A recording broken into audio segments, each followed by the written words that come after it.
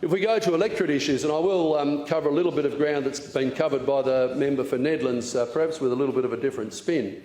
But if we look at the urban infill issue, about half of the city of Nedlands is in my electorate of Cottesloe, with Swanbourne, Claremont and other parts of that area.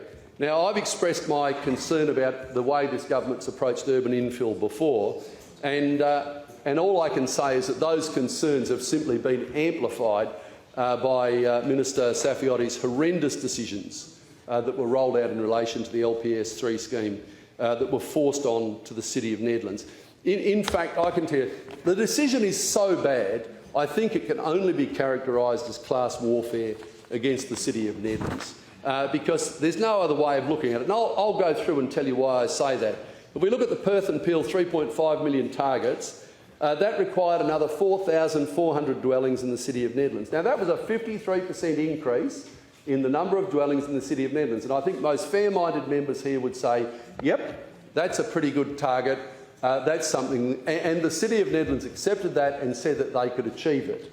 I won't go through the history, and the member for Nedlands has gone through a little bit of history on this, but what we see is the Minister Safiotti coming back after some toing and froing, saying that, in fact, the new target was 7,517 new residences, and forcing, as the member for Nedlands pointed out, with the crayon, forcing zoning in particular areas with no regard whatsoever for the capacity of those areas to cope. That's a 90% increase, members.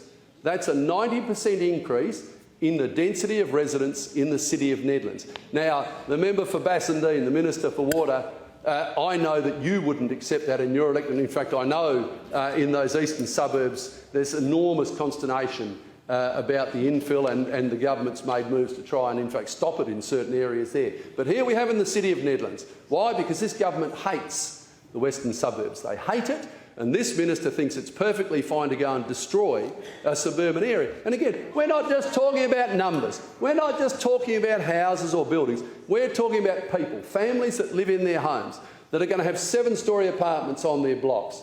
They're going to have dozens of neighbours where they had one neighbour before in a single or double-storey dwelling. But in fact, it's actually much worse than that. It's actually much worse than that. And you can smile, member for Fremantle, because this goes way above any density in Fremantle. That figure of 7,517 new residences was based on an estimated 30% take-up. So the WAP says, well, I think we'll get 30% take-up. Well, I'll tell you what, land in the western suburbs and properties in the western suburbs are worth substantially more than in any other part of Perth. We can expect a far higher take-up than 30%. Because developers are in there now going in and making big offers to people to develop those areas.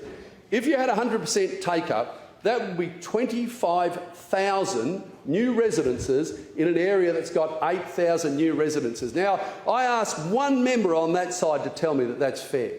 One member. This is an absolute disgrace. This is urban vandalism, and as I said, has all the manifestations of class warfare by the Minister for Planning, because she hates the western suburbs. She hates them. As I said, it's not urban planning, it's urban vandalism. I challenge any of you to tell me that is a reasonable outcome. Now, I haven't spoken with a single individual or group in the city of Nedlands that opposes a reasonable amount of infill, but this is utterly egregious. We have, at this very moment, there are developers approaching people, offering them elevated prices, and I can tell you the residences adjacent to those properties have had their prices drop 25% or more. Is the government going to compensate those members? Is it going to go and help out? No. So this is a disgrace, and we've seen this across Perth. We've seen it in South Perth. Look, I don't have time to go through. We've seen the Minister for Water with his various decisions, massive price increases, belting the farmers with the standpipe price increases, and the attempt to increase licences.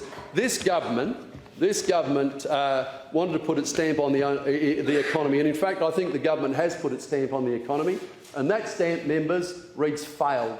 This government has failed to deliver for the people of Western Australia. You've failed to deliver major projects that are going to put this state ahead. Your policies, in fact, have harmed the economy and harmed the people of Western Australia. Thousands of families are